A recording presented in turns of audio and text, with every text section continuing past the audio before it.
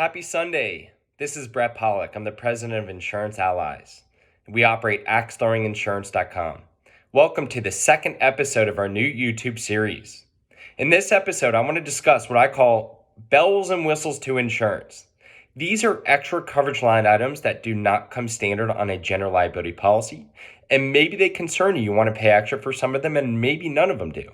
At the end of the day, we just pride ourselves on giving you the necessary education to make a decision on what is best for you and your company. So let's jump into some of these things. Now, again, these are not encompassing of every exposure out there. These just highlight a few of the main bells and whistles to insurance. So the first one is called assault battery coverage. That's essentially two people fist fighting and they blame you for not promoting a safe environment. That is the bouncer chokeholding somebody. That is not covered by general liability. You need to obtain what is called assault battery coverage. The next one is crime insurance. So you may have coverage for your property, but the definition of property does not include money, cash. If you're worried about people stealing money from you, third parties or employees, you can always add on what is called crime insurance. You can add on all various limits, $5,000, $10,000, $1 million if you're concerned about people stealing money from you. The next thing is cyber insurance. So you may be taking credit cards from people. Well, if somebody hacked your system and stole all your credit card data, you could be held liable for paying for credit monitoring for people, sending out certified letters by mail. That could be very costly. Now, oftentimes, third-party payment processing companies might take on that risk, that exposure off your back, but I would confirm with them and always do so in writing. You have to get everything in writing. Directors and officers insurance. So directors and officers insurance essentially covers you for suits from investors or creditors.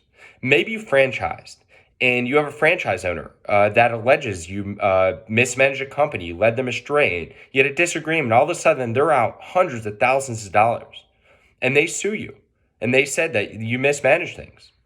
That is not covered by general liability. You need to have what is called directors and officers liability insurance. Sexual abuse molestation coverage.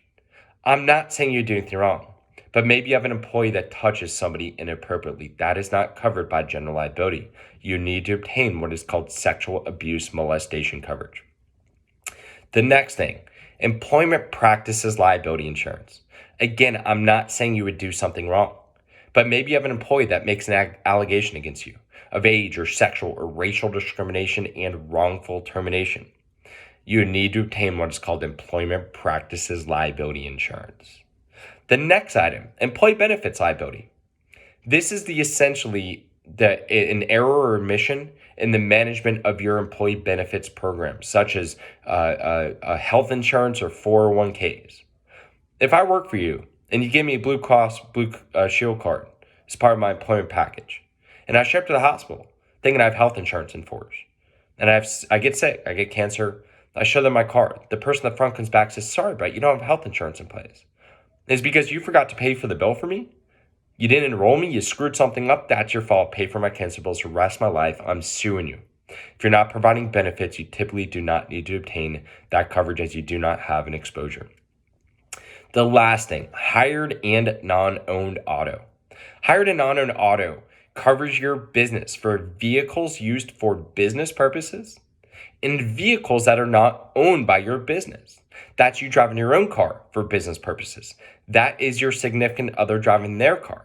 That is Bob employee. Hey, Bob, go pick up wood at Home Depot. Well, Bob gets in a car accident doing something for your business. Whoever he hits can sue your company. You do not know. Maybe Bob forgot to pay the bill that month and he doesn't have insurance in force. His policy canceled. Maybe he only has $30,000 liability limits and he hits a Mercedes with 3 kids inside. There's a good chance they might want money from somebody. There's a chance they might sue your company as well since Bob was doing work on your behalf. I always highly recommend adding on hired and non-owned auto.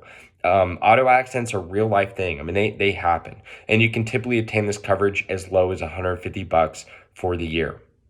In any event, again, these are just highlighting some major, what I call bells and whistles. There are other exposures, but I did want to highlight these. In any event, we look forward to next week's episode, and I hope everybody has a great day, and thank you so much for tuning in. Thank you so much.